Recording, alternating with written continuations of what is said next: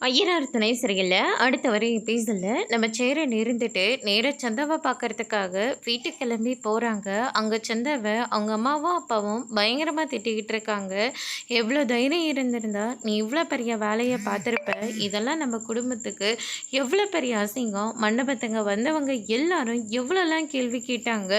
ஐயோ! நெனச்சு பார்க்கவே அந்த நிமிஷமே என் உயிர் போயிறக்கூடாதான்னு நான் எவ்வளோ தூரம் வேண்டேன்னு தெரியுமா?" அப்படின்ற மாரி சொல்லிட்டு இருக்காங்க. "என்ன பாப்பா இப்படியெல்லாம் பேசிக்கிட்டு இருக்கீங்க? நீ பண்ண காரியத்துக்கு வேறு எப்படி பேச முடியும்? இதுக்கு தான் நீ சென்னைக்கு போனியா?" அப்படின்னு சொல்லிட்டு பயங்கரமாக திட்டிகிட்டு இருக்காங்க. "உன்னை நம்பி தான்டா சந்தாவையும் கூட சென்னைக்கு அனுப்பிவிட்டோம். ஆனால் இப்போ பாரு என்ன நிலமையில வந்து நின்றுட்டுருக்கான்னு. ஐயோ இது கூட தெரியாமல் இத்தனை நாளாக நானும் உங்கள் அம்மாவும் இருந்திருக்கோம்." அப்படின்னு சொல்லிட்டு பயங்கரமாக திட்டிகிட்டு இருக்காங்க. அதுக்கு அடுத்ததாக நம்ம சேரன் போன உடனே சேரனோட சட்டையை பிடிச்சி பயங்கரமாக திட்டிகிட்டு இருக்காங்க. "என் பொண்ணு இந்த நிலைமைக்கு ஆளாக்கிட்டல, என் சொந்தக்காரங்க முன்னாடி எங்களுக்கு எவ்வளோ பெரிய அவமானமாக இருந்துச்சு தெரியுமா?" அப்படின்ற மாதிரிலாம் சொல்லிட்டு இருக்காங்க.